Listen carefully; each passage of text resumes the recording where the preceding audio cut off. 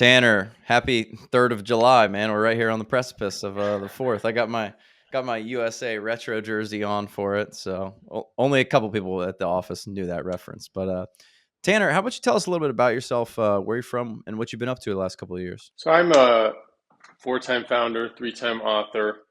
I'm currently the CEO of Freedom Chat, which we'll touch on a little bit later, I'm sure.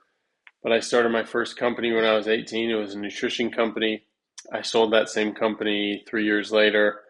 I wrote three books by the time I was 21. The companies have ranged from nutrition to an autism AI test to marketing, website creation, SEO, to now Freedom Chat, which, to put it in succinct terms, is the world's most private messaging app. 18 years old, you started your first company.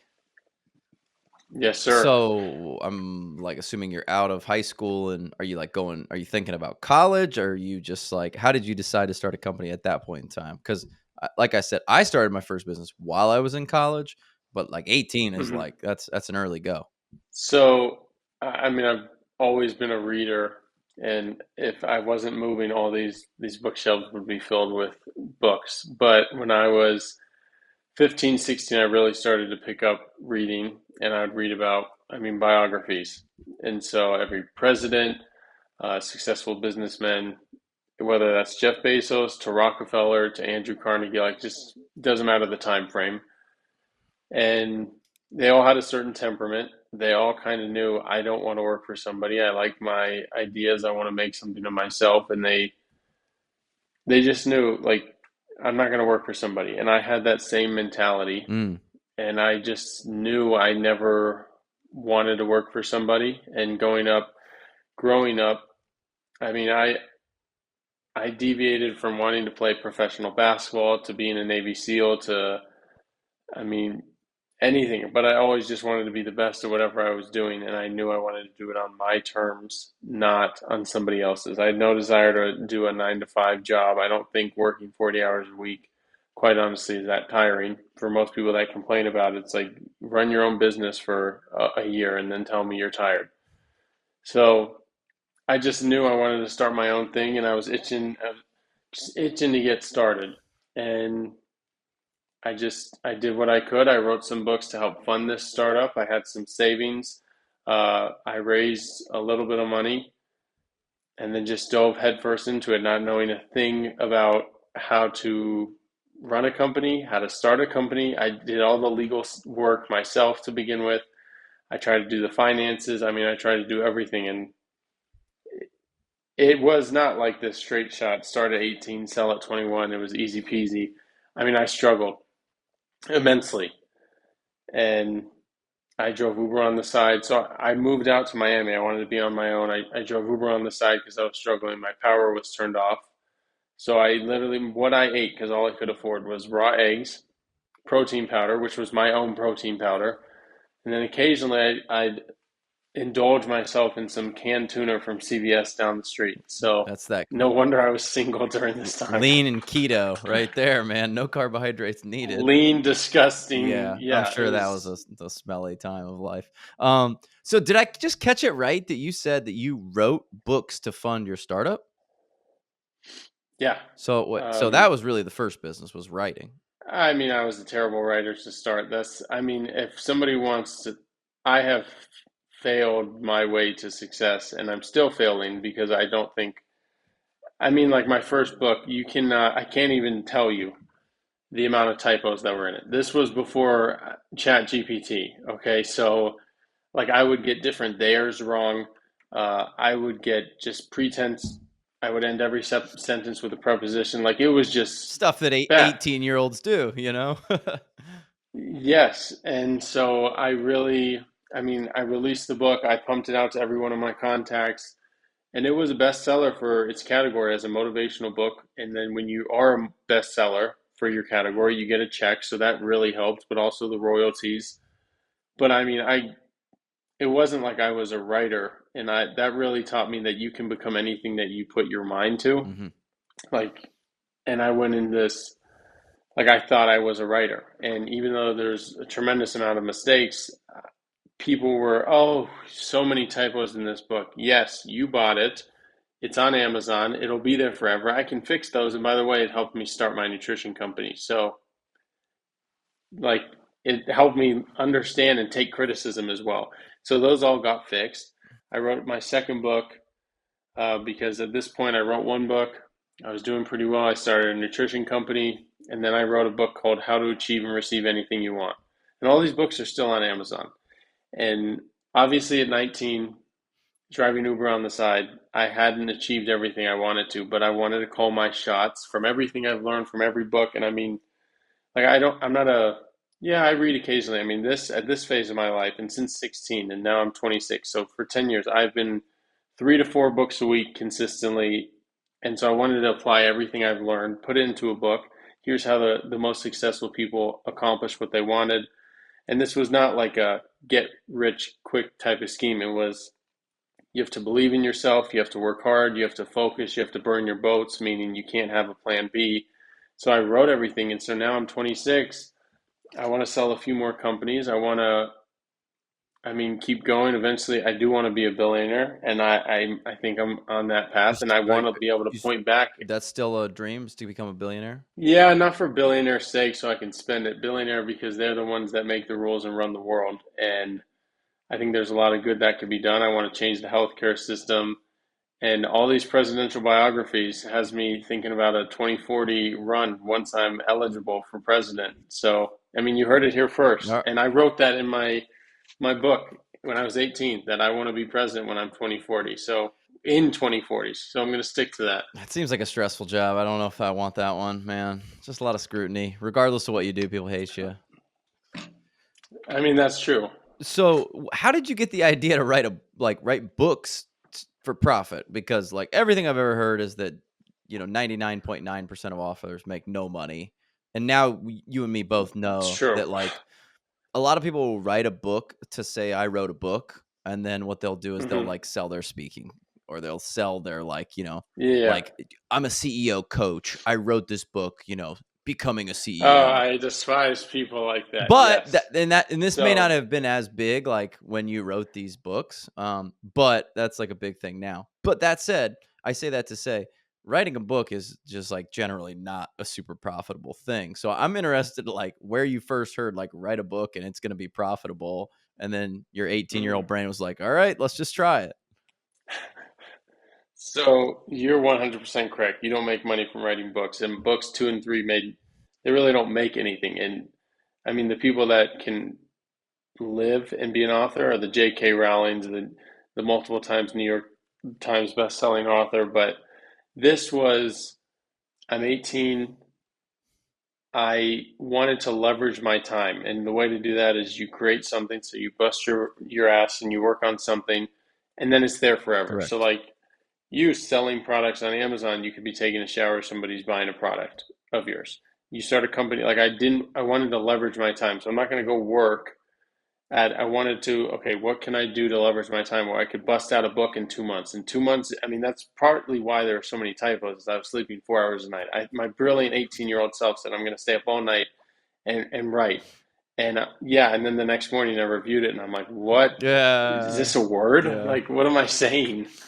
So I just wanted to create something. One, it did help establish some credibility. Two, I thought, okay, I could make some money.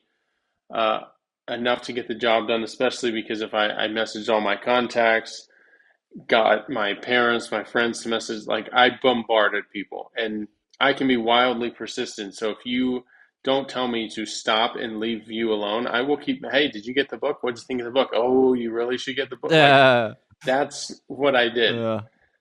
And that's the I got the job done. time of life to do that when you're 18. When you're like 100%. like 38, your friends are like, dude, I don't want to buy your book, man. Like, please, just like, I got daycare, dude. Come on, can you give me one? Can you ship one to me? Yeah, I'll take a free copy and I'll let you know what I think, my man. That's wild. So you had 2 like motivational books kind of out there prior to actually starting your business. Now, a question that people probably were asking you and you were almost asking yourself at that time is like, dude, who gives you the right? Like, what? Come on, man. Like 100%, why would I 100%. listen to you? Like, I want to listen to like Jeff Bezos's motivational book. That guy, he probably knows something, but like Tanner, like, come on, man. Yeah. I mean, I've always been into goal setting and setting goals. So like if you read them, I think there are some real like there are some things people can apply. It's not like some, oh, you got to believe in yourself and then you can do it. Like that's horseshit.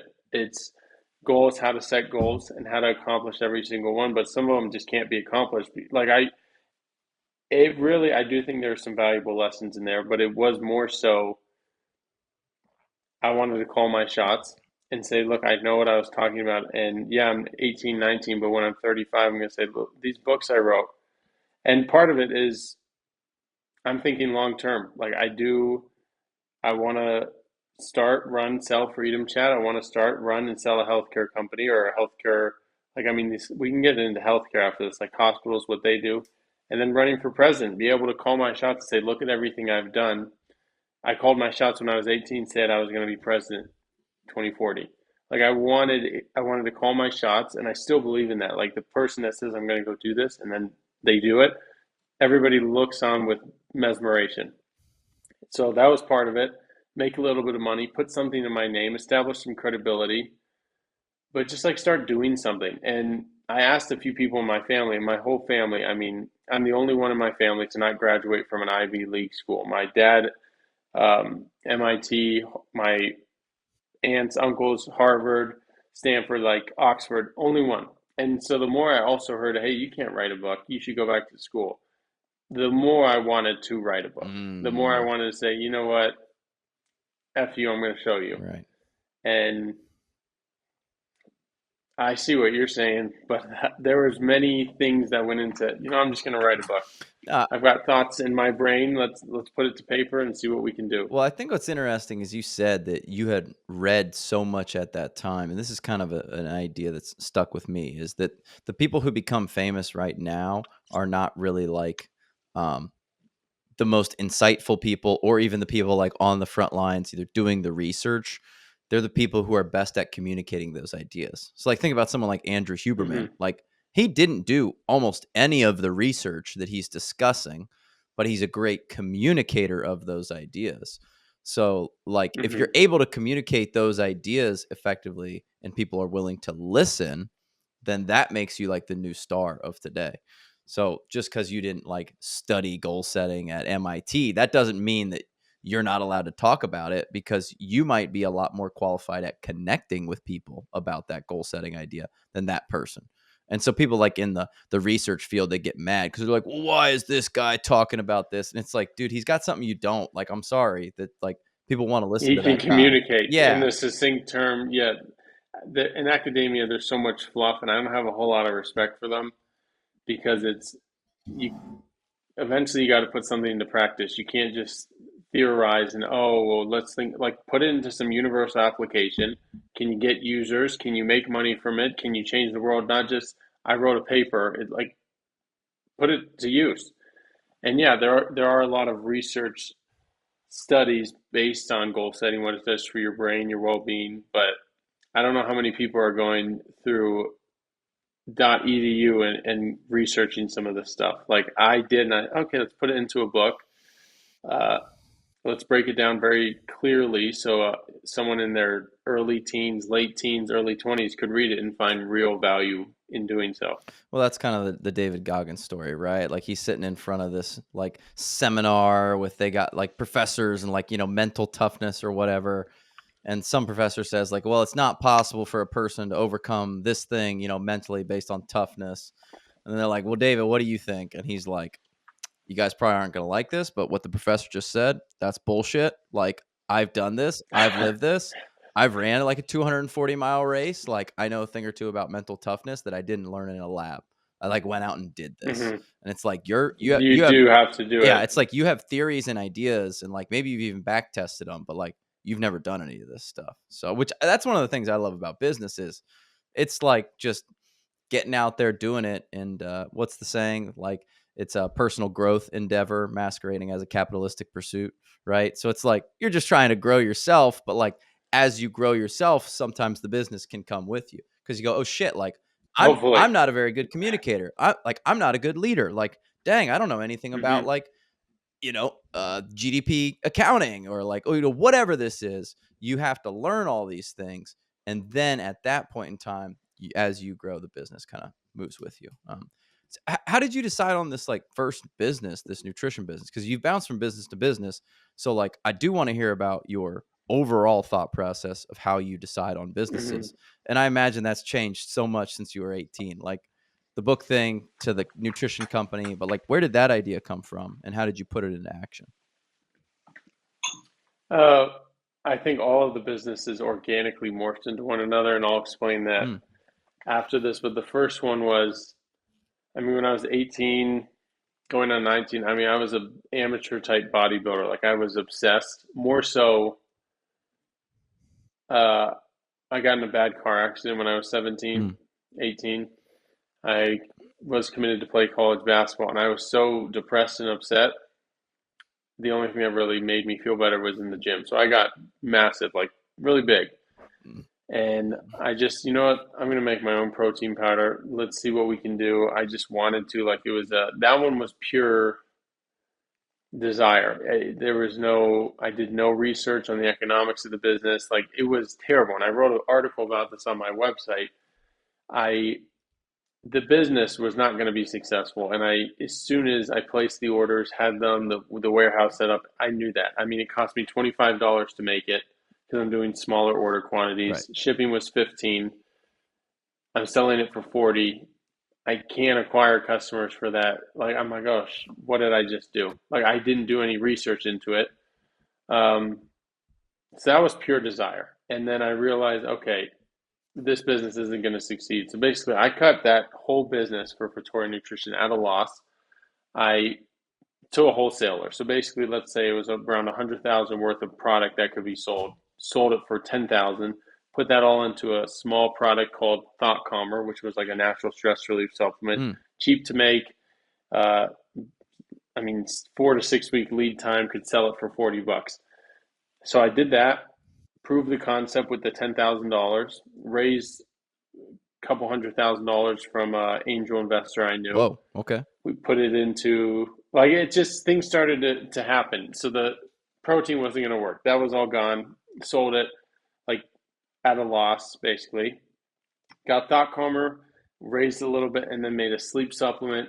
And then actually, the company I sold to um, was a stem cell company, Mm, and they had a lot of connections in the autism community. And autism is one of the most misunderstood neurological conditions on the planet. And I partnered with them. I talked to the researchers. We did autism fairs, and we actually created a supplement called Spectrum Plus, which helped decrease inflammation, brain and gut inflammation, improve neurological function. Like there's so many different causes, side effects for autism. So then we had those products firing on all cylinders. Sold that company. mm. Uh, for a few $1 million. So the guy that basically put in the couple 100,000, 6 months later, the business was sold. So did pretty well for Not him. bad. Uh, not bad. We're still friends. We still talk. The next company, learning everything that I had from autism, I decided to start an online autism test powered by AI. This was called Reveal.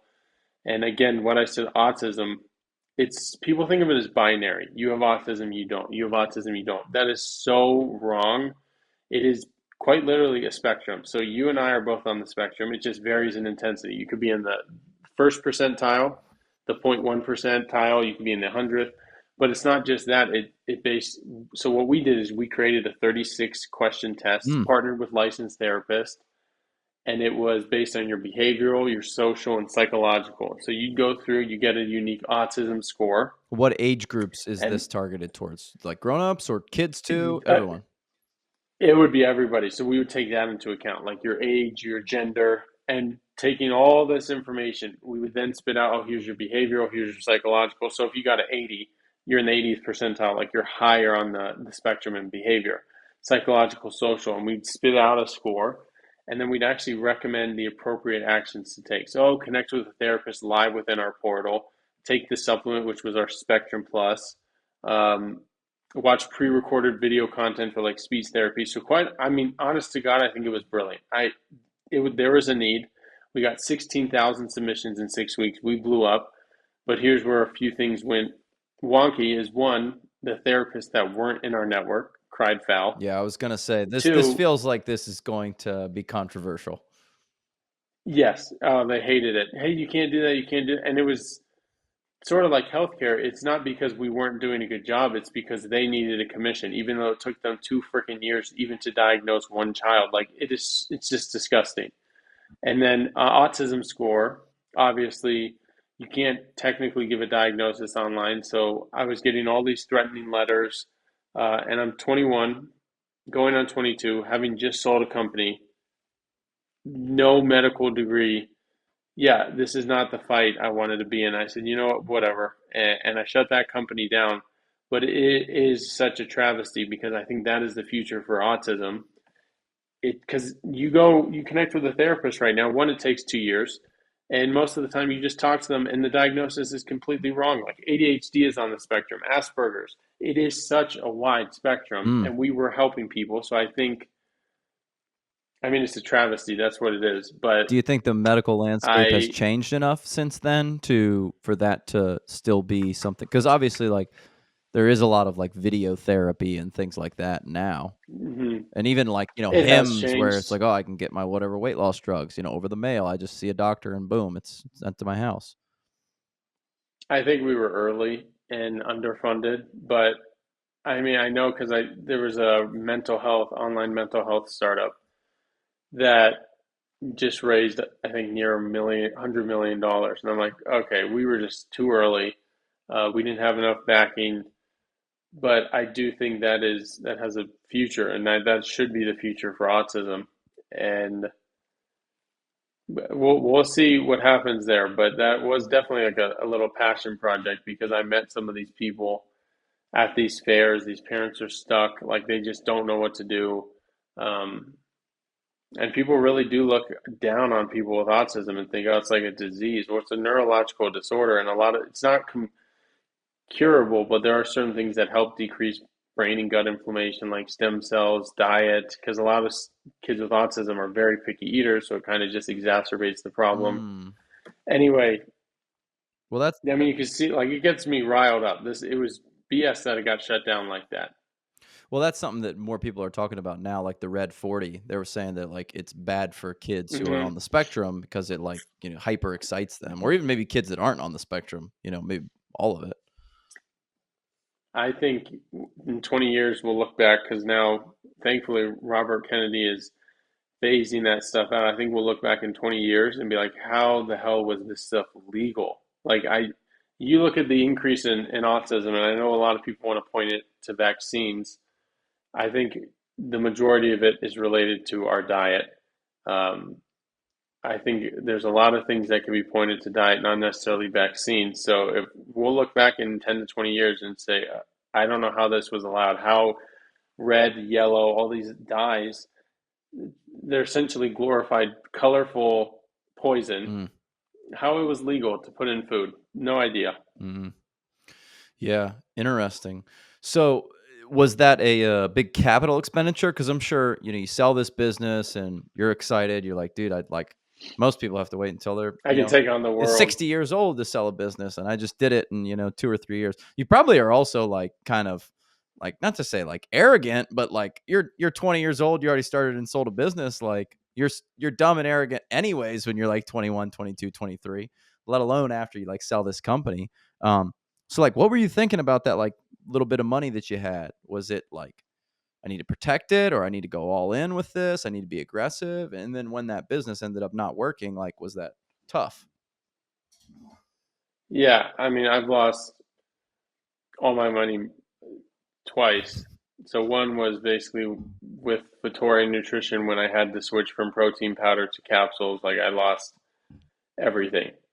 Um, the other one was, yeah, there's a good amount of money in Reveal. Um, but I've never thought of it like you got to sit there and hoard money because the people that do that, A, have no confidence in themselves to make it back. B, I have no interest in getting 10% interest, 5% interest for 50 years, and then retiring. I don't think I ever want to retire. I want to keep starting running businesses. Um, and all, I mean, capital, like just ideas. It's how much value you provide. So I didn't think of it like, oh, I'm gonna have to sit back now and hoard. Uh, I did start another company, but this was completely, again, organic. I think everybody's lives, if you listen, if you just I mean, it's not like predetermined, but a lot of things. So when I was driving Uber in Miami, this nutrition company, I would drive in the nicest neighborhoods in Miami. Just I wanted to connect with people. Maybe I'll meet some investors. I Hmm. did pick somebody up when I was 18, and then he called me 5 years later, 4.5 years later, out of the blue, said he's starting an online pharmacy. Do I know how to make a website? Would I mind helping him? Well, that's crazy. Yes, I know. It's crazy. And I kept in contact with him. And so I said yes. And he was my first client for my marketing company, Zeke SEO. And he helped me get basically a dozen other clients. This guy was very well connected. So that company all happened because I picked somebody up in Uber when I was 18 years old. Mm. And that company did very, very well. I mean, the website's still up. We had publicly traded clients. His pharmacy, by the way, started in January when he called me, sold it in September. And we Jeez. were with him through that whole thing. Yeah, I mean, it wasn't even a year. You Um, got some good stories around you, man. You must be a good luck, type of person. it's crazy how certain things unfold. And that actually his partner for the pharmacy was the first and largest investor in Freedom Chat. Mm. And now he's a super good friend, and he's connected me to now who's my CFO. And it's just, I would say one of my skills is persistence, but also like keeping contacts. Yeah. You never know how somebody can benefit you, who they know. And I always think the long term, like there's people I've been asking for an investment. Sometimes it took them 3 years for them to say yes, but I still follow up. I still wish them happy Fourth, Merry Christmas. It's like a lot of entrepreneurs out there give up too easy. Oh, he said no twice. Okay, ask 30 more times. I mean, it's not annoying, just like follow up a little bit. And this guy, I mean, who called me 5 years later, like I did occasionally text him. So it wasn't completely out of the blue. I just would always stay on his mind. I don't know why. I saw the house I picked him up from. He's got to know something. Hmm. Let me just stay in contact with him. So, like, what's your method for? Because I feel like that's something I'm not very good at. Is like staying connected with people, with friends, with anybody. Do you have like some Hmm. sort of a system, or is it just like every so often you just pull your phone out and just say, hey, like you shoot, hey, Dave, haven't seen you in a while. Hope you're doing well, brother. I don't do that because I think that's kind of like fake. It's the way I do it is pretty authentic. So, like, there's certain individuals that I'll read an article, I'll read a book. If it reminds me of them, I'll send it to them. Say, "Yeah, I just read this, thought you'd like it. Look at this study. What do you think?" Um, like one, for example, this guy who was an investor in my nutrition company was also in the retirement home business. Mm, And I read an article in the Wall Street Journal and sent it to him just out of the blue. But like, there's little things like that. Like, actually try to provide value. It doesn't need to be that valuable. It's not like, hey, I met this person. You can no, just you read an article, you think of them, you do this. Just say, hey, I was thinking of you and your wife, or you. How are you doing? And don't leave it as like an open ended. Hope you're doing well, because then they might not respond. Ask them a question. Like, stay on their mind. mm, And sometimes there's a time don't ask people for stuff. Like if you have to ask somebody for something, you're going to ask somebody for an investment. Don't say, "Hey Steve, I'm looking for raising money. I haven't talked to you in 2 years. Can we jump on a call?" No, you say, "Hey Steve, how are you doing?" "Good, how are you?" And then wait 2 weeks. Send them an article, and then wait another 2 weeks and say, "Oh, by the way, I'm raising money for my startup. Can we jump on a call?" mm, Far more likely to jump on the call mm. and assist than like that. Nobody wants to be reached out. Like, haven't talked to you in 2 years. Yeah. It's like you message a girl, "Hey, I haven't seen you in 2 years. Want to go on a date?" No, you first like get into it a little bit, message, get it going, and then going for the kill, so to speak. Yeah. Isn't that how that Kanye West line goes? He's like, they text you, they say, "What's up, fam? You good?" I say, "I'm good, I'm great." The next minute they ask you for something, right? It's like right Yep. away, just like, I need something from you, man. Um, So, okay, so you start this marketing agency kind of like serendipitously, and like how does that go, and how long does that run, and where does that segue into Freedom Chat? So the company did really well because with Vitore Nutrition, everything was online sales. And I hired an agency early on because I was struggling to know what I was doing. Hired an agency and I basically copied what they did and I said, okay, that's how you run ads. That's what you do. And I read a lot, I write a lot, so I can come up with catchy slogans. And I'm okay. I think I could actually improve their ad performance. So I got rid of them. And then I ran for Tory Nutritions. I mean, we spent millions in marketing. All of that was Facebook, Instagram, Google. I've done Snapchat, Pinterest. Those didn't perform well. I mean, I've done it all. I've practiced a lot. So basically, the marketing company was a piece of cake in a sense. Like the companies, first I started with, I was about to say the client, it's on the website. They wanted their website made their website. And then I actually sort of, well, you guys might need some marketing. Do you need help? Do you need help with marketing? And I would cross and upsell every single client. So all of a sudden, instead of paying 5,000 or 10,000 for a website, we're running their whole company for 20 to 25,000 a month. Mm. And we'd do their marketing. Then they'd ask, "Oh, we're looking to actually create this custom API for." I mean, and everything. I would say yes, even if I didn't know how to do it. I would Mm. hire or find somebody to do it, or I would learn how to do it. So I did that with all my clients. Um, and I liked, I mean, it was a very nice business, but then there was also like the thought in my mind is I felt like I was working for somebody because they'd message me at 6 a.m. That, oh, you got to do this, you got to do this. Mm-hmm. And quite literally, yeah, I did have to do them. I didn't want to lose them as a client. Um, and one of our customers was a conservative independent website, and I managed them. And I'd look at these customers' comments. It was a privacy video, and they were, oh my gosh, you can't say that. They'll listen, they'll hear you. They're looking through your camera, and I'm like, who's they? What are these Right. crazy folks talking about? But I actually dove into it a little more, and I was like, because one of them said all these old messaging apps aren't actually private for shit. I think they said, and I'm like, okay, what do you mean? I looked into it, WhatsApp, iMessage, Android, and I'm like, okay, it's kind of terrifying that, and there's been more reports like Snapchat, they said have spied on users through their camera. I mean, Uber did the same thing. Uber's not a messaging app, but like for people that think that these apps don't install some form of spyware, I mean, whatever makes them more money.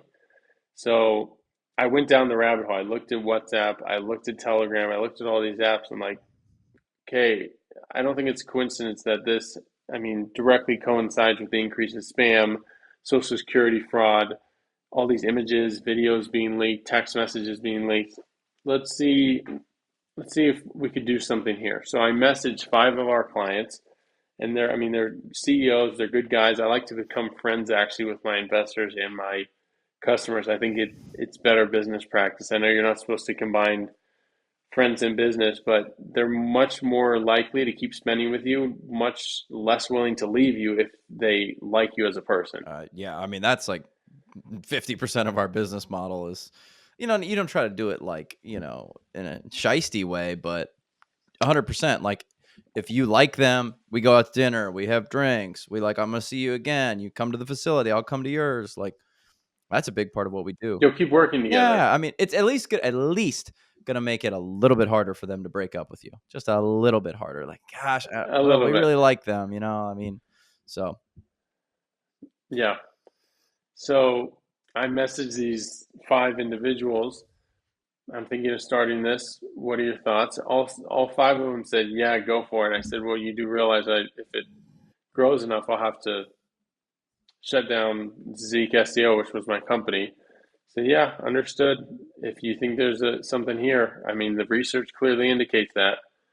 So I did. I just decided, yep, I'm going to start this. I didn't know the name. I didn't know the thesis. I mean, that's the other thing that all entrepreneurs should know is ideas. And this is a Mark Zuckerberg quote, which I'm not his biggest fan, but this is a good quote, is ideas don't come out fully formed. They become clear as you work on them. mm, And that is so true. I don't think there's a better quote when it comes to being an entrepreneur. People think they really do like Travis Kalanick, guy who founded Uber. Oh, that he knew exactly what it was going to look like. Not true. Elon Musk, SpaceX, Tesla, not true. Like it morphs into something else entirely. And that's what people just don't understand. So that's what kind of delays them from ever starting something. Like there's a lot of companies that have been founded where they just started something like YouTube. Do people know that YouTube was actually supposed to be a dating app originally? Like it just morphs into something else. And that's how businesses, that's what happens. Instagram was bourbon and it was supposed to be much different than what it actually is. And I think having read all these different entrepreneur books and literally, I mean, hundreds of books a year, it was like, okay, I'm going to start this and it's going to morph into something else. It's going to change names. And this company, I mean, I've never developed an app before this. That was not my strong suit, not my specialty. The people that worked for me, that was not their strong suit, not their specialty. So beyond arrogant to think, yeah, we can do it. We don't need help. And we plowed ahead. We made a beta version. The beta version was not called Freedom Chat. It was called something else. And we released 2 months later. We got 30,000 users in 30 days. I mean, blew up. Like I felt like I was on top of the Whoa, world. how did that occur? Got a few interviews. I mean, I had a marketing sales company. I could sell. The problem was the product was not up to the task. Mm. It got hacked. Oh, The user experience was atrocious. Oh, this was the most difficult period of my life. I mean, it was terrible. There was a lot of bad press going around. I mean, a lot. Like we were picked up from some big news companies, and I mean, it's a learning lesson. If you're going to say your product can do something, make sure it actually does. If you're the CEO, you have to know the ins and outs of the product. You can't just delegate it to somebody else. right. I mean, it validated the concept, but it was a difficult period because I'm like, shit, we just said we could do this. Product was hacked. It was compromised. Terrible experience. So we had to basically take it off the App Store, change the name. And that's where I was like, Freedom Chat, that's a better fit. And this, I think, fits with the theme of basically every app has changed their name at one point. Like none of them that you see stayed the same. Like I said, Instagram used to be bourbon. YouTube was a dating company. I didn't know anything about either All of the those. Instagram bourbon? Is that what you're saying? It would used to be bourbon, and then it changed to Instagram Huh. because it wanted to fit with the thesis. I mean, they changed Burbn. the app Yeah. entirely. Bourbon. Yeah, Yes, after the drink. Huh. Interesting. it's just all these apps usually morph into something else. They end up changing names. Um, it's just what happens. So I thought, okay, let's change. I mean, Twitch, for example, like it used to be Justin.tv. I mean, like that's a terrible name, but all these companies they change, they morph into something. It's the ones that keep going. So we had to change I mean, I got rid of every single one of my developers, hired some world leading security experts, people far greater than myself, and we rebuilt the app and been rebuilding it for 2 years. And that's the other thing I learned. And I think this is a quote from Warren Buffett is like, if something's going to take 9 months, you can't get 9 women pregnant. It's not going to help the Right, process. right. Some things take time. Yep. And building Freedom Chat took time. We had to do it right. We had to reach feature parity. We had to test, and test again for our security. I mean, it was been very difficult, but we launched. We're on iOS. We just submitted to Android. I mean, it actually might be approved while we're talking right now, but I stand by. I mean, Freedom Chat we've built to be the most private messaging application in the world, built from the ground up through the fire per se. But we're going to stick to our values, and I think that the opportunity there is just absolutely massive. So then did you raise money for this company? Because I know developers, they're not cheap. And you're saying some of the best in the world. I mean, they're definitely not cheap then. No, they so we raised a $1.25 million pre-seed round, Okay. and that basically was enough for us to build the product, fail with the product, build it again. And now we're raising a $4 million seed round. We've raised 1 million of that. We're raising another 3 million, which once we get on Android, which again today, tomorrow, Saturday, next week it's full steam ahead. I mean, we have some really big partnerships lined up with some of the most influential individuals in the world. We're going to be on different types of media. I mean, this is full steam ahead because we never had a problem of getting users. Mm. We showed that with the beta version. The problem was with the product and could we keep and retain them and could we grow? And now I think we've put in so much time, and I've had to really talk to investors like, oh, what's taking so long? Like, you can't rush it. Mm-hmm. This is going to take this long, and I'm not going to rush it. We're not going to launch again. We're not going to do that. We're going to take our time, get it right, and now just watch. When we hit the ground running, we're gonna blow up. And this is customary. I mean, Slack, for example, like the workplace messaging platform, was working on a. They weren't even Slack to begin with. It was a video game. They spent 4 years doing that. Mm. Didn't work. Pivoted to Slack. Spent 2 years doing that. So basically 6 years. You could think of the investors are like, what did I just do? Yeah. That's an extreme example, but like for us to pivot and take 2.5 years seems super long, but I mean, if you look at the grand scheme of things, we're right on par with what these other apps have had to do. They launched the beta, they failed, they tweaked, and they kept pushing forward.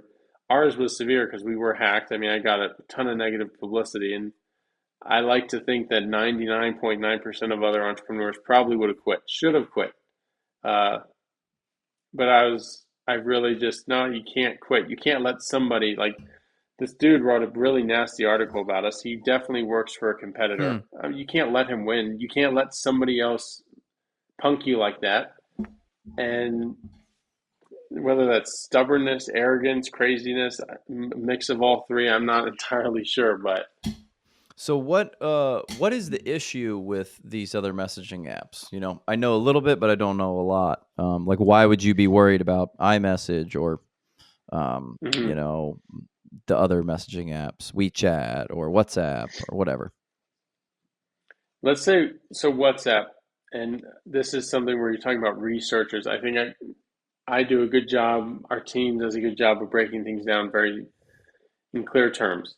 So privacy can really be broken down to the three pillars of privacy. You have basically end-to-end encryption, or what type of encryption is there? End-to-end encryption means that no one other than the intended recipient can read a message. That has become such an ambiguous term the past couple of years. It's just disgusting. So that really end-to-end encryption means end-to-end encryption. No time throughout the duration of a message. When it's sent, if it's stored on a server, what's on the user's device, can it be read, seen, or heard by somebody else? Okay. WhatsApp, for example, says they have end-to-end encryption. You go to their website, it's all over.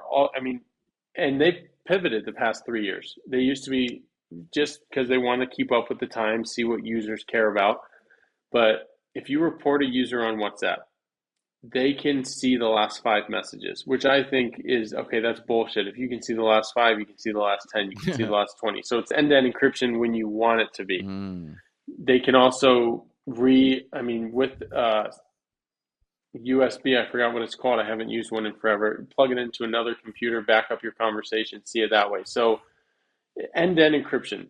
And that should mean that no one under any circumstances but the intended recipient can see what you say. These other apps it's not true. WhatsApp, Telegram is not end-to-end encrypted by default.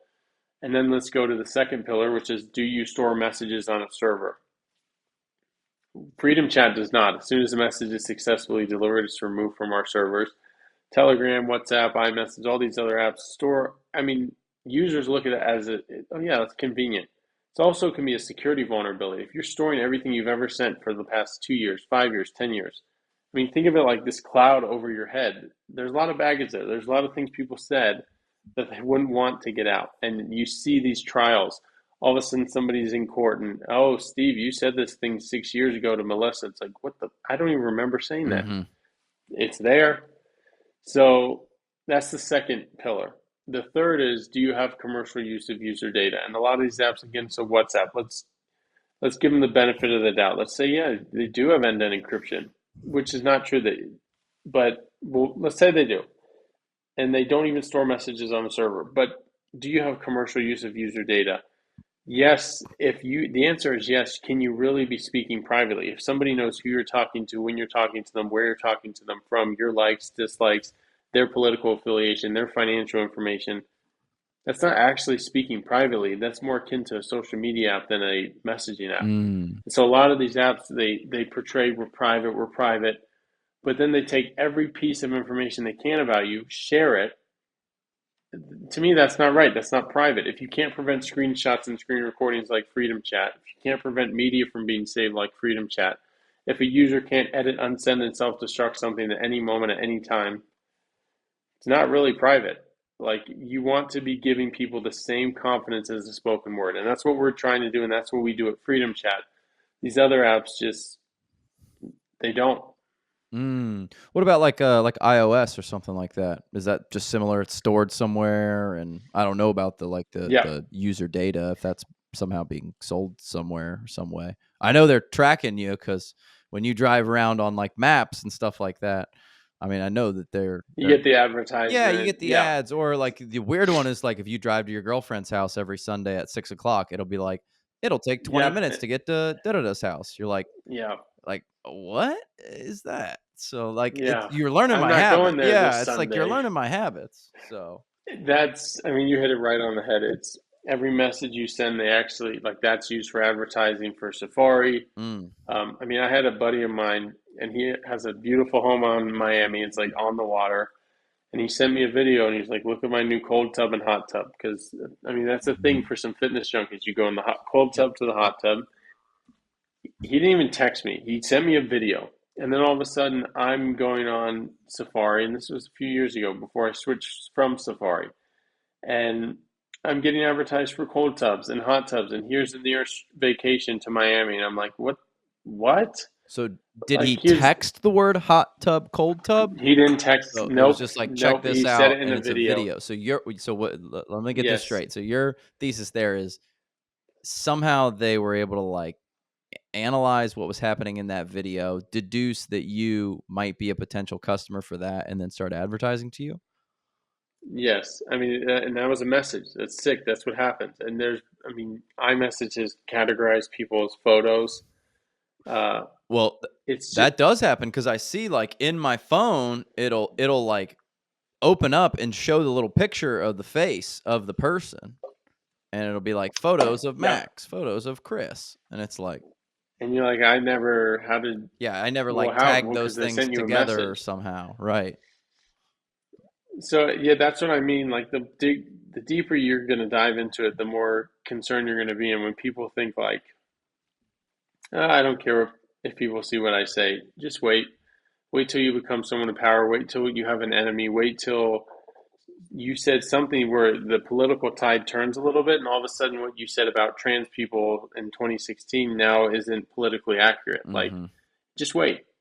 And it's only going to continue to get worse. Social security numbers are being leaked. I mean, credit card information, everything. It's only going to get worse. And it's kind of like if you can be diligent and use something that's going to help protect you, why wouldn't you do that? Why do you need to be? I'll just stick to using iMessage. Okay, you go ahead. You send that image, you send that video, and one day if it comes out and leaked, you're like, why didn't I use something else? Well, that's a good question. Mm. So, what about products that are similar? Are there any products out there that are similar? Like, I know about Signal. I don't really know a ton about Signal, Hmm. but that's the one that immediately comes to mind. But I know that I've heard celebrities say, like, the CIA got into my Signal, stuff like that. I don't know if that's true or not, but I've heard that from a few people, specifically conservatives. I think Tucker Signal's was the definitely one the that specifically said it, yeah, that the CIA got into his Signal and knew that he was like going to go visit Moscow and interview Putin. I think that's yeah, kind of yeah. the story. Now, I don't know if that's true or not. I mean, I wouldn't doubt it. I think so. Signal, like if I'm telling somebody about WhatsApp, Telegram, that speaks for itself. Signal is the more difficult one. But if you actually allow somebody to break it down, I think there's a number of differences that I mean, we're not the same as Signal. So number one is we don't support linked devices. Linked devices, it can and has become a security vulnerability. So that means your phone number can log into. I've got, I mean, more phones than I can count here because this is what I do. We test an app. So let's say I could log in with my phone number on all these devices, and then my iPad, and then my other iPad. Like, okay, at what point does that become a security vulnerability? So Signal and these other apps, they choose convenience, which I don't think is that big of a convenience, over security. So the more devices that are linked to a phone number, let's say that doubles the chance that a security vulnerability is going to happen. And there have been reports from the New York Post, from Washington Examiner. that there's been phishing attempts from Russians and Chinese individuals trying to get in and successfully getting into Signal accounts because of the unlimited linked device feature. Mm. We do not support linked devices. If you try to get in on Freedom Chat with another device or with another device to the same phone number, rather, it will not work. Your encryption keys are generated on that device upon signing up. So there's no way, shape, or form. That's how a lot of these backdoors open up. I mean, it cannot. If I message you, there is in no way, shape, or form somebody else could decrypt that message. That is, it's if it's intended for you, it's intended for you.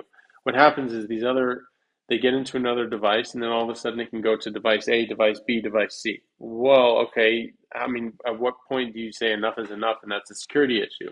So that's a big one between us and Signal. The other one, preventing screenshots and screen recordings on Mm. iOS, and then like you want to talk about group chats, for example, because there was a group chat incident on Signal. Only the group chat creator can add someone to a group chat. Not on Signal, anybody can add somebody to a group chat. They can use their initials, which that's just stupid. If there's two Brian Andersons, so two BAs, you click on one right for confusion. Something's going to happen, and something did happen by using initials. Um, I also don't, and I don't think Signal's authentic. Mm. Like they say they're nonprofit. I think the nonprofit in the business world is BS. And I'd like to talk about healthcare after this to highlight how that's nonsense. So you're saying somebody that received a $100 million grant from the co-founder of WhatsApp. This is Signal. $100 million grant. They hire all these engineers. You're saying they're not for profit. They integrated with an unknown cryptocurrency. I don't think any real company should be a nonprofit. If you actually sell something, if you pay more than a market rate for employees, you cannot be a nonprofit. You have a purpose. And just be honest and say the purpose is you want to make money. And Signal says, well, no, we're a nonprofit. Well, over 90% of your customers, users, don't actually donate. So where are you getting your donation from? And if you're usually beholden to your largest donor. That's what happens. Mm-hmm. And I just don't like the authenticity there. If you look at them, it looks like they've copied a lot of features. They don't have their own special sauce. WhatsApp has their special sauce. Telegram has theirs. iMessage has theirs. Freedom Chat is unique. We have ours.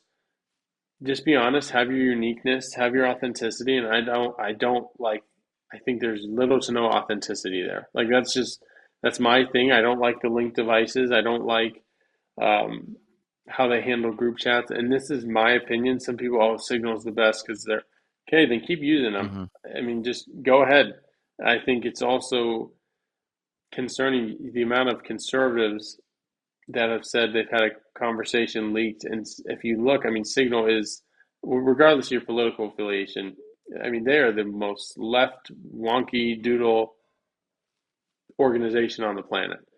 So in my opinion, those are facts. You go look at how they started, how they were incorporated. It does raise a lot of questions. I'd just rather have people be honest. Like you look at OpenAI is now trying to change to a for-profit company. Elon Musk had a huge problem with that. Well, I agree. I think people need to just be honest about their intentions. Your intention as a business is to make money. You can't say like, look at what happened with Sam Bankman-Fried when he's like, I don't want to make money. I want to help Mm, community. Like, right, just right. be Yeah, honest. Be honest yeah. and just be authentic. I think So that's my I biggest also issue. just think I'm with you that I think like a for-profit corporation, it's just more of a fair exchange. Like if I like your app It enough to is. like pay, whatever, $10 a month or, you know, whatever that transaction is, then let's just do it. But let's not have this weird background thing where I don't have to pay, but someone else, like you said, someone has to come in Or you want every me to donate. It's like, exactly. well, then why wouldn't I just pay? If you were asking me to donate $5, how about I just pay $5 a month? Hmm.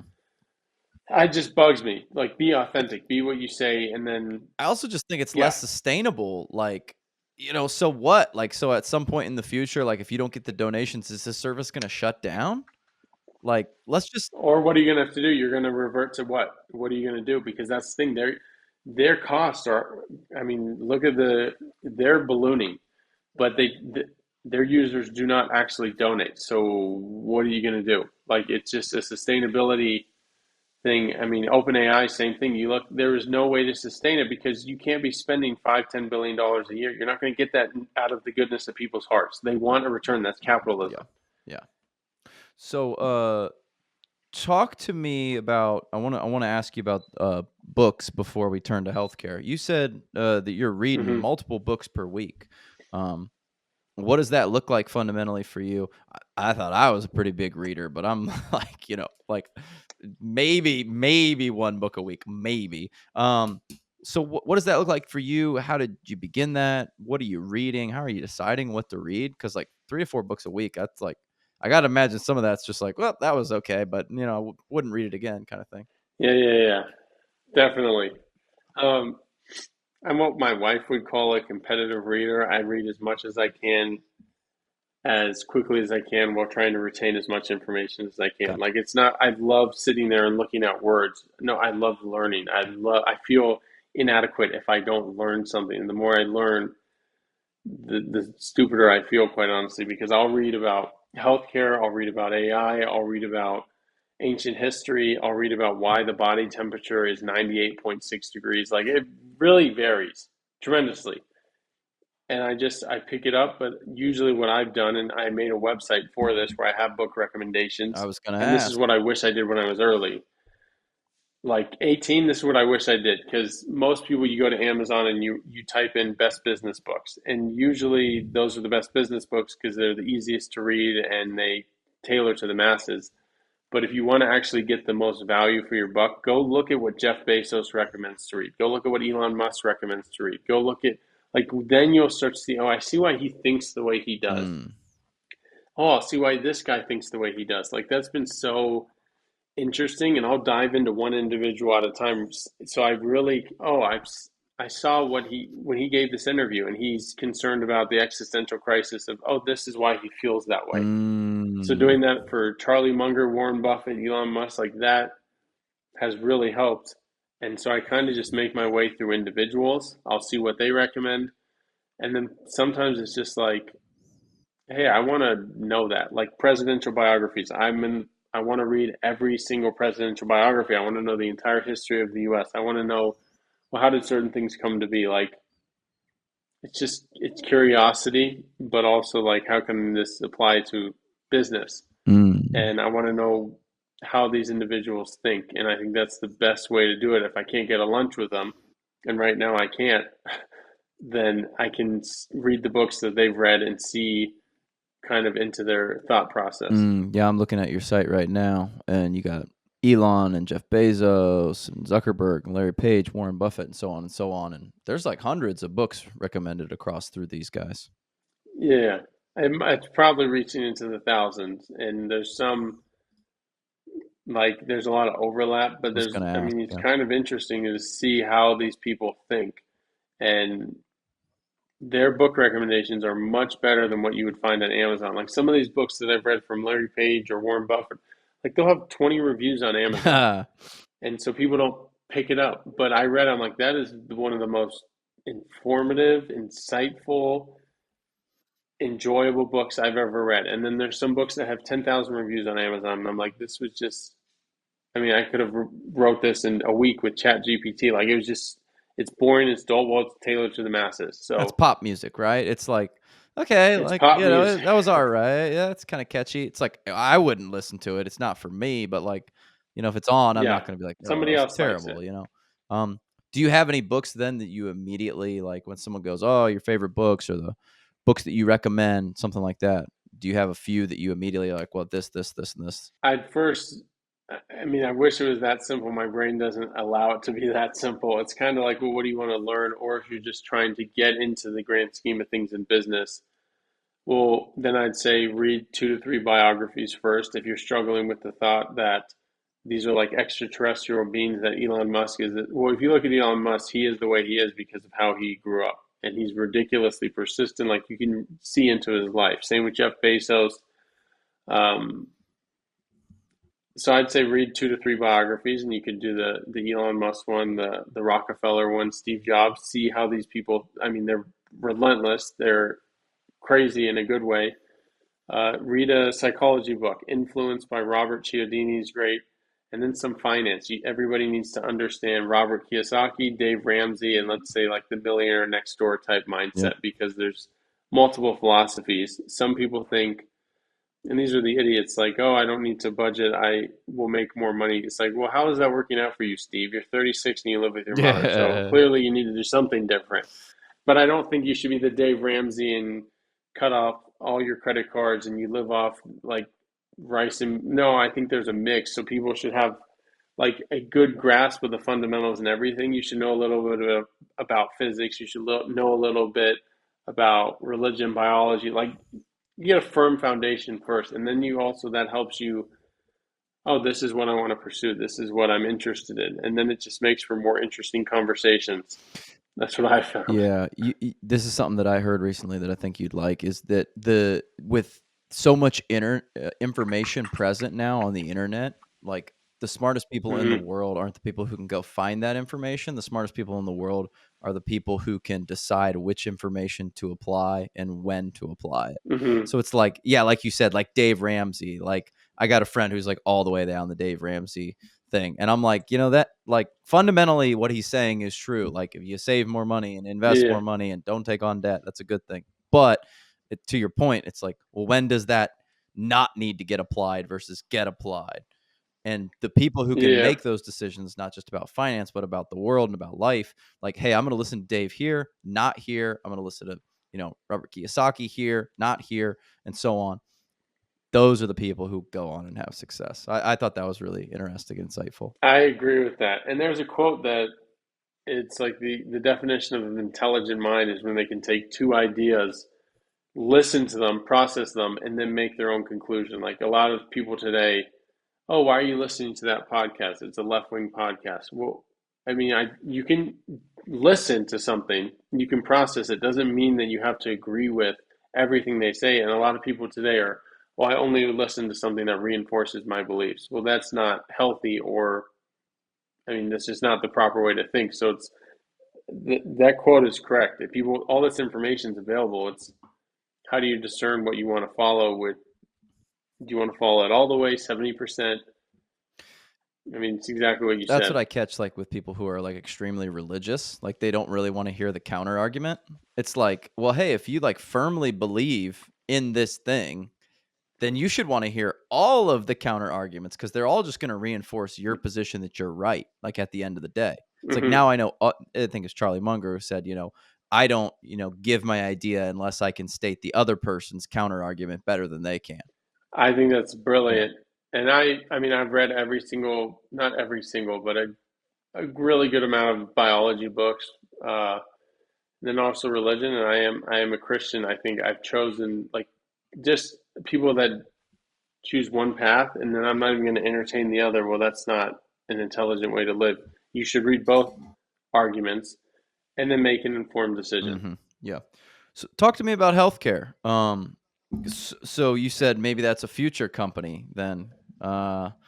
I sincerely hope so. Yeah. So I mean, I'd love to be in that field too, man. I've talked to plenty of people in the healthcare field. I think like it's ripe for disruption. I think just everyone's just like, well, Hmm. like where do we start, kind of thing. And as you kind of talked about, there's a lot of regulations that just make it like damn near impossible. I mean, I'm sure you've listened to podcasts with like Brigham Bueller and stuff like that, where he just like goes through like Hmm. every step of the problem. Um, but like, I don't know if this administration's like really that focused. They got like a lot of stuff happening, and I've never really been one that I'm just like, oh, this politician's gonna go fix it all. Like I feel like we've watched that often enough that it's like probably not. They're probably not gonna do anything that different. Yeah. But I don't know how you fix it, and I tend to think that capitalism is usually the best fix. Like I'm very like minarchist. Like let's get the government out of Hmm. everything that we possibly can and let the free market decide it. I know people will think that's crazy and kooky. Um, but where do you see the current healthcare landscape, and where would you like to get involved in it? This is the one, I mean, capitalist to the core. I think it's actually, so healthcare, when people are like, oh, we need to get government out. Well, yeah, that will solve part of it, but there are some real a-holes in healthcare that are billing somebody 300,000 for something that costs 6,000 down the street. So the first thing we need to do, is all these nonprofit hospitals. And you need to actually put quotations, nonprofit. Kaiser Permanente made $100 billion in 2023 revenue. No dollars in taxes. They're nonprofit. They do it out of the goodness of their heart. Mm. All that, utterly disgusting. So that's the first thing is that's why you need a president that's actually going to change it So because where would the so majority. well, let me ask a question. Okay, so Kaiser Permanente make $100 billion in profit. But like the way that Mhm. I understand a not for profit is that they cannot make $100 billion in profit. They have to go out and spend it. That's why there's like all these. But the research shows it's not even close. They're supposed to put that back into the community. Research shows it's not even close. You have CEOs making millions of dollars in salary. They have these luxurious corporate offices, private planes, and the amount that they're benefiting the community, it pales in comparison. So it's been abused. I mean, it's massively abused. Mm, And that to me is disgusting. So you're going to say you're nonprofit, but did you know the majority of bankruptcy cases happen because of healthcare? That some nonprofit hospital bills somebody.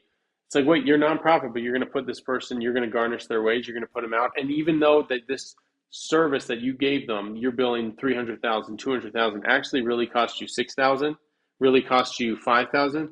I mean, it's just, it makes my blood boil because these people, again, it's the same thing with Signal.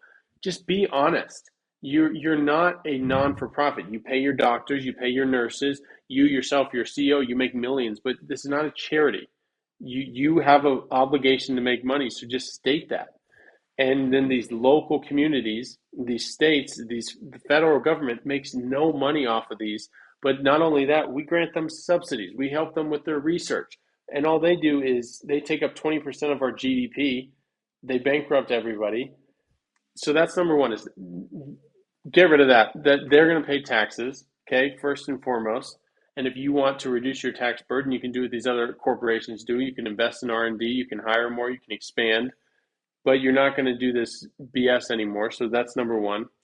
Number two is let's stop the predatory billing practices. If you cannot actually break down and discern a bill, I mean, so to give you an example, my wife, we just had a baby, and they sent me a bill for our son, and then they had a few $1,000s for drugs. And I said, well, what are you talking about? My newborn didn't have any drugs.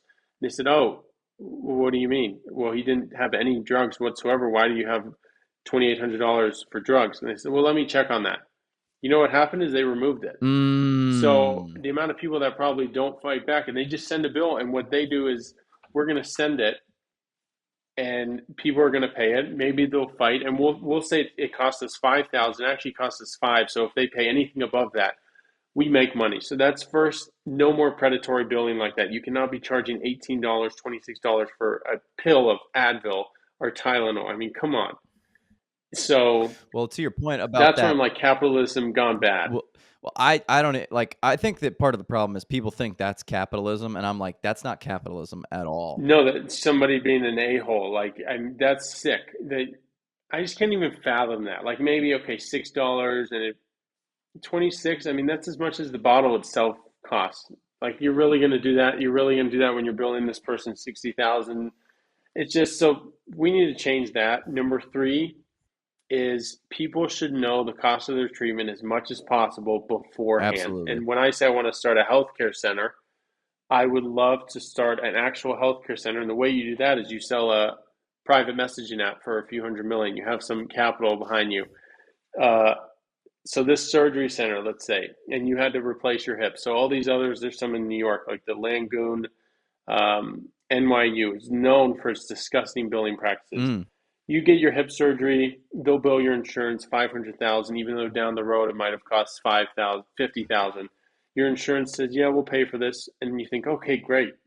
Well, next year your premium is going to go up a lot.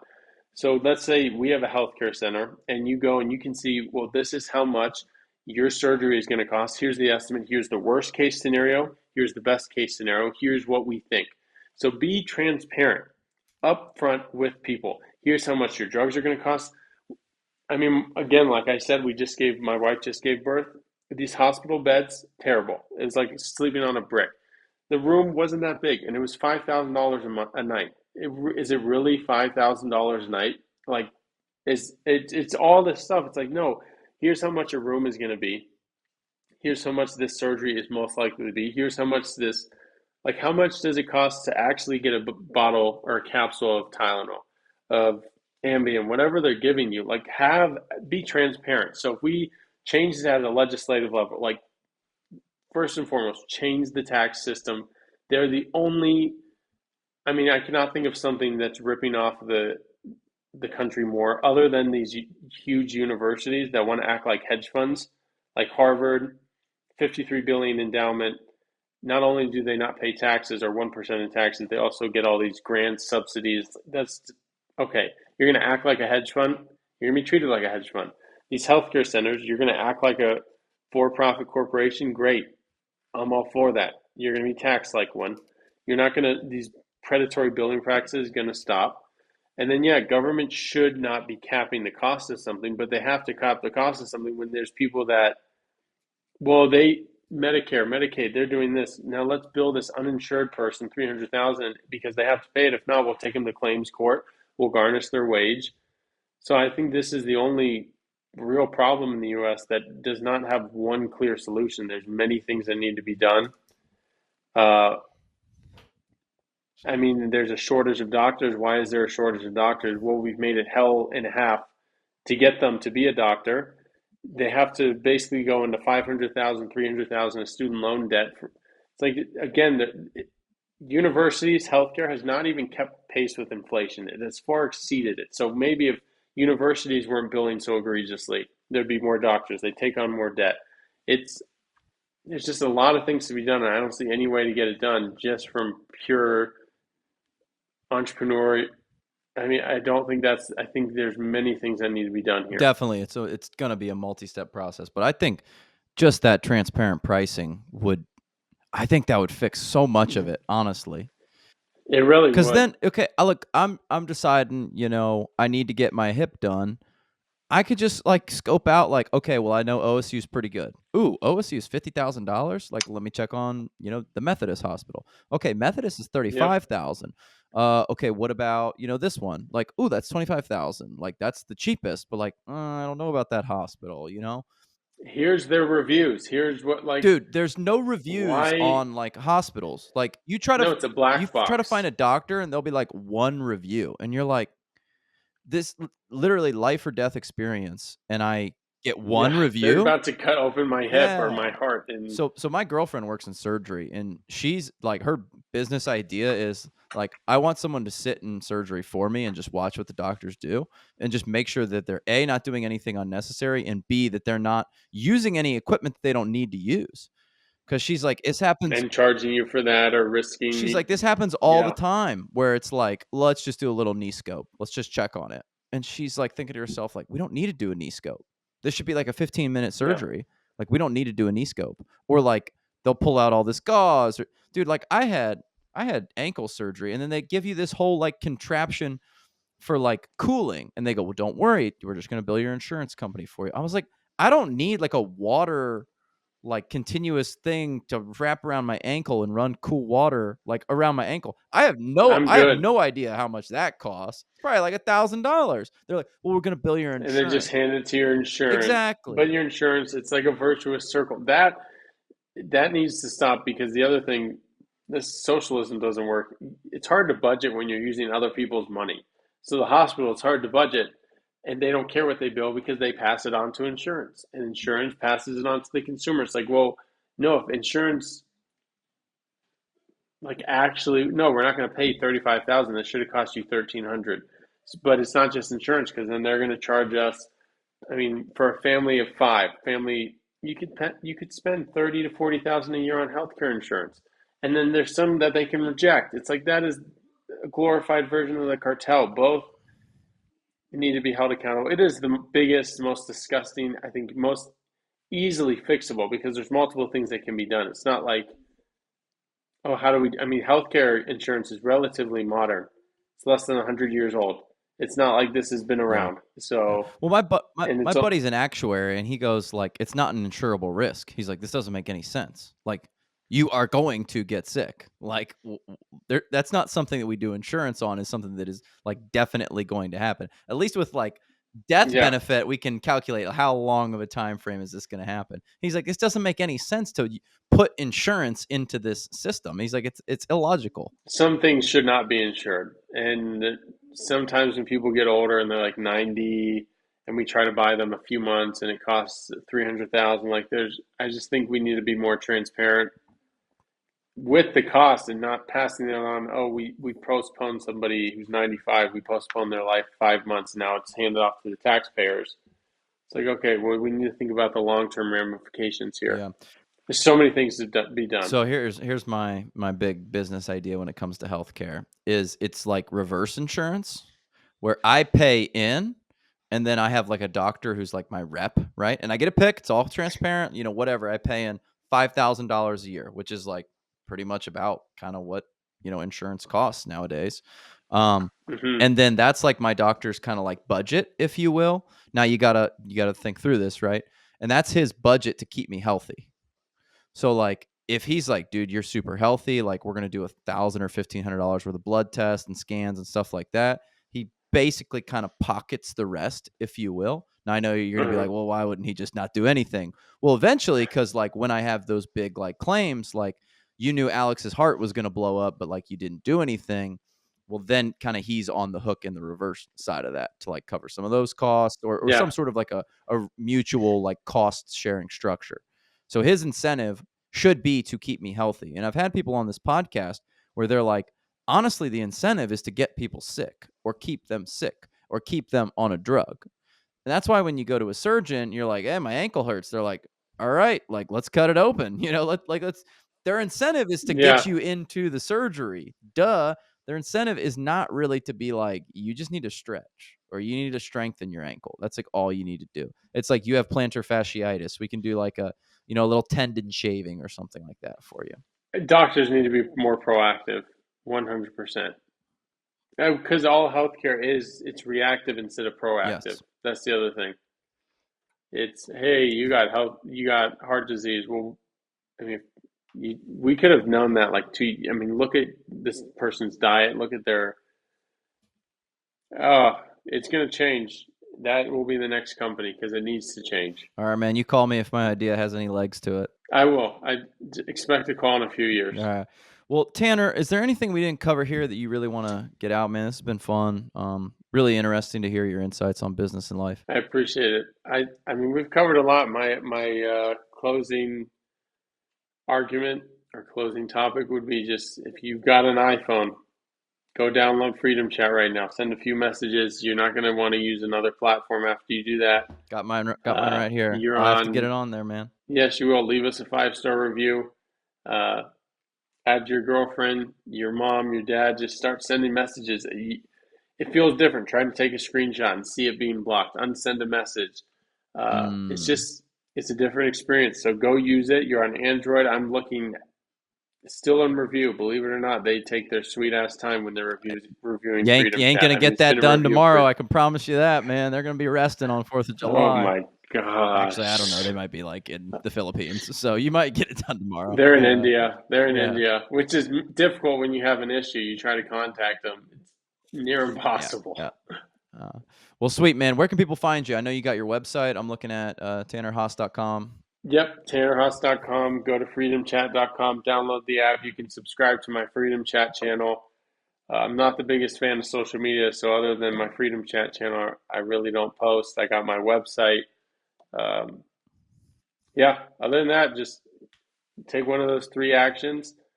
Pick up a book, read a little bit, and that's all. That's all my advice for today. All right, and we'll see you in 2040. 2040, yeah, you'll see Haas for president. Are we gonna do like the big thing will be fixing healthcare? Are we gonna do like state senate first, and then lieutenant governor, and then straight to president, or just, I don't have the patience. I don't have the patience for that. Well, Vivek Ramaswamy lives like 20 minutes away from here, so that was kind of the track that he was trying to go. And if anybody other than Trump, he could have done. I agree. It was just Trump's a mammoth of personality, and DeSantis, if he was running any other year, yeah, he could have won. It's like It just wasn't their time. Well, now Vivek's going to run So for governor in 2026 here in Ohio, and he wants to make Ohio. I think he'll I win. think that he probably will too. Like a lot of people maybe just like aren't quite sure because they're like, he's kind of still this unknown commodity. But it seems to me He's to be smart. clear that Trump is going to give him like a huge endorsement, and we've voted for Trump Yeah, 3 times in Ohio, so like we are like kind of a purple he's state, gonna win, but that's a pretty strong endorsement at least in 2025. So, and he's a super smart guy. He really is. all right, brother, appreciate you, man. Happy 4th of July. Thanks, Alex. You too.